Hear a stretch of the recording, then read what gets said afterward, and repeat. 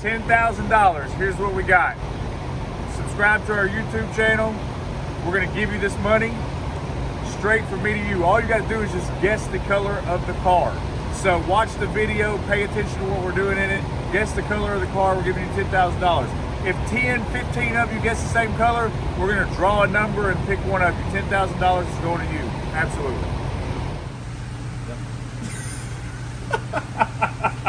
What's up, guys? It's the Gub with Renegade Racing, man. We're over here at Boost Addicts and just came over here to drop off some parts, man. Mike Galley's been working on this car.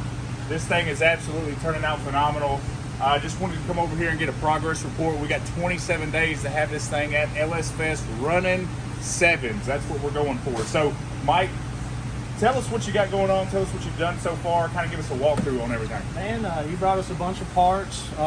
The guys who built the tank turned out awesome. This tank houses everything as far as fluids.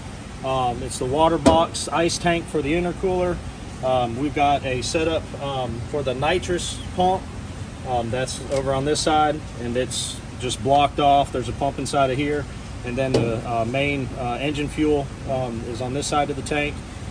Fits awesome. We're in the middle of getting everything fitted. Made a little firewall to keep this guy from burning up in case anything bad happens, and just putting the parts on as we go. All right, what do we got with this race wire stuff back here? Man, the race wire stuff, you cannot find better product, and I'm just saying that because of the quality of not only the wiring that comes with it, but the boxes, how they like to mount stuff, everything about it is really, really nice.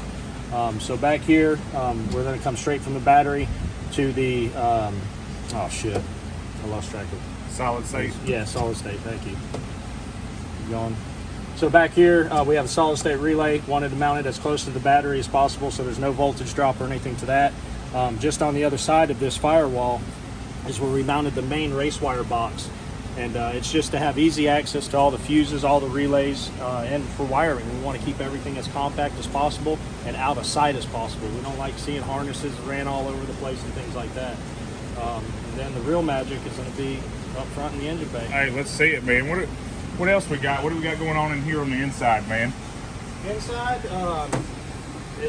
pretty much how you had it before. We mounted the Dominator down in the passenger side foot box. Here's the race wire box mounted here. Made some cool aluminum brackets for it. And like I said, the car is small, so that you got to really think about where you want to mount things in a car like this. Absolutely. We're really struggling with room on this thing from the beginning. As far as the tank and everything else, Top End Fabrication did all that work to kind of make everything fit in this thing as we were going together for it. So, you know, they did a great job back here and stuff, but one of the biggest things that I told them is, hey, I'm really struggling with room for this thing. I got to have a nitrous bottle back here, a battery. I need to combine everything in one. So they made that happen along with the big turbo kit for this thing. And they did some other odd and end things just to kind of help us out and get us going on the right path. So we got all this stuff already into the car. As for the brakes and suspension work, what have you done to it? Pulled all the old brakes and stuff you had off, and went back with all the strange rotors, calipers. Upper control arms are adjustable on that to get the thing aligned when we get the car done. We're running all new brake lines, and that will lead us up to the front.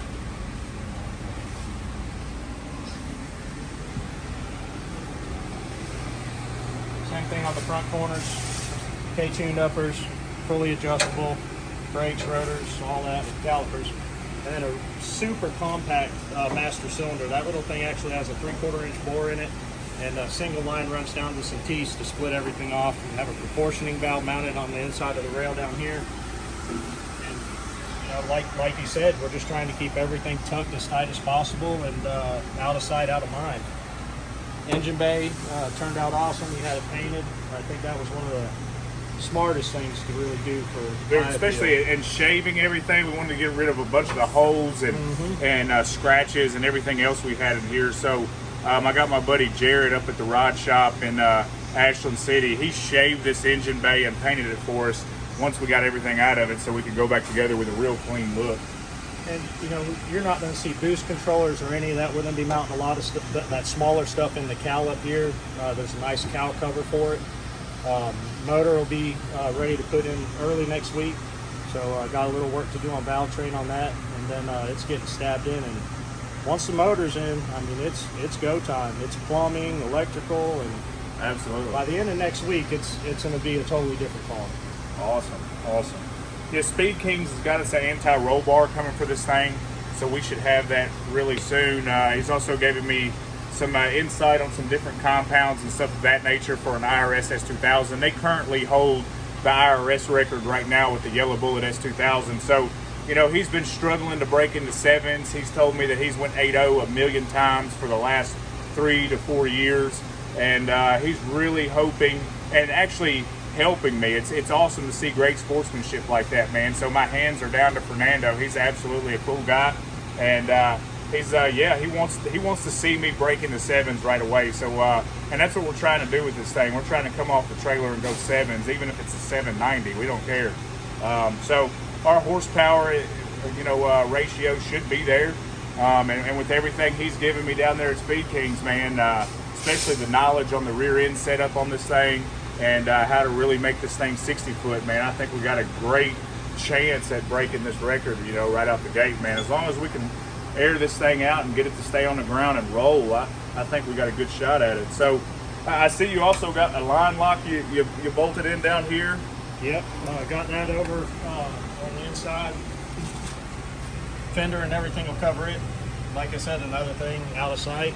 Out of mind, man. That's great. And one thing we didn't mention on the inside of the car is it's going to have a full dash. Right. The dash is going back in it, and all the components are going to work with that. So absolutely. You think at one point, I know whenever we kind of shot some pictures and video of this when we had the engine and the turbo set up on it, do you think we'll ever be able to put a hood on this thing? Is that no?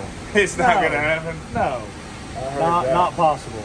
And in my opinion, that's for good reason. The way this car is, how small, how compact it is, to see that turbo setup and where it sits on this car, it's going to appeal to a lot of people. Absolutely. It's definitely going to stick out, man. You ain't going to be able to hide this thing, man. As of right now, we're still kind of working on a color. We've had a couple different options of going different colors with this thing. At one point, we were thinking about going like a metallic pink, and right now we're kind of still open. We don't know what color we're going to go from this car, man. So we got a black engine bay. It looks really good. We got a carbon fiber deck lid, and some other things, man. So everything on this car is either going to be polished or anodized black. So I mean, we'd like to hear some of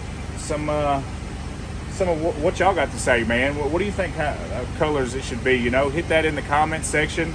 Give us some ideas. We're kind of open to anything right now. We'll have some decals and stuff on it from our sponsors and stuff of that nature, but we really want a sharp color with this car, something that's even going to make it stand out even more with all the engine stuff showing and stuff of that nature. So if you got any suggestions, please drop that in the comment box and let us know. We're going to catch up here probably next Friday, get with Mike again, kind of see where he's at. I know we got our engine over here. Can you tell us a little bit about what's happened to that and what you've done so far? So you had the cam from the old engine in this. Right. We felt that we needed to change the cam profile to get the numbers you really want out of it. Absolutely. With the size of the turbo, the intercooler we're going with, it's going to be there at the power mark. This thing's going to be able to turn 8,000 RPM. We're putting shaft rockers, all that on it. Like I said, I'm going to finish the motor up Monday, get it ready and set it in, and start bolting the turbo kit and the intake manifold, which is right there. Absolutely. So, no corners are being cut on this build. It's going to be everything you're saying it's going to be. Hey, so one of the things on this engine, man, I actually had Tommy at Tommy's Auto Machine build this engine. He built the one for the Savette as well. Really great guys. I'm a stock block guy, so this is a stock block just like the Savette is, but I like to push stock blocks to the limit. However, the Savette's a 427 cubic inch. This one is a 377. It's virtually the same build except smaller cubic inch. This thing has been drilled for oil coolers, the whole 9 yards. So, it's got everything that the 427 has in it, just a smaller cubic inch. So, and then of course we changed the cam profile and stuff of that nature.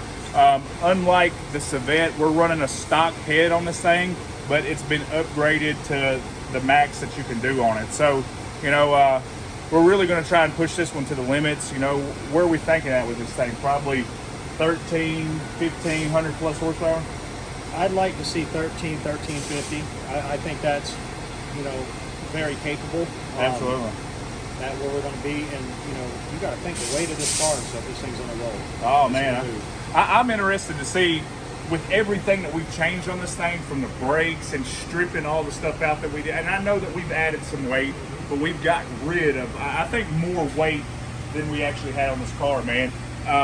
Last year at LS Fest, at full weight from what it was last year, this thing weighed 2,900 pounds. So I'm hoping to be in the ballpark of about 2,600-ish, you know, so, I mean, that's going to be a pretty quick car then. Yeah, very. That's going to be a pretty quick car. Very Absolutely. You know, I know when I was talking to Speed Kings, they said their curb weight was around 2,650, somewhere in there. You know, so if we can be around the same curb weight and making equal or more power, you know, the differences are, of course, they're running a K-Series motor and a dog box in it. We're running automatic, you know, so I think that's going to give us an edge, a little bit of an advantage on getting into this 7-second range with the IRS car. And of course, talking to them down there, I was like, man, we're going to catch a lot of slack for this thing, man, it being an automatic and not being a K-Series. But he said, hey, you know, it's a different day and time, man. Hey, if we break this record, it is an IRS stock chassis car, so it will hold the record. So I'm pretty excited to see what this thing will do. Good Pretty deal. excited.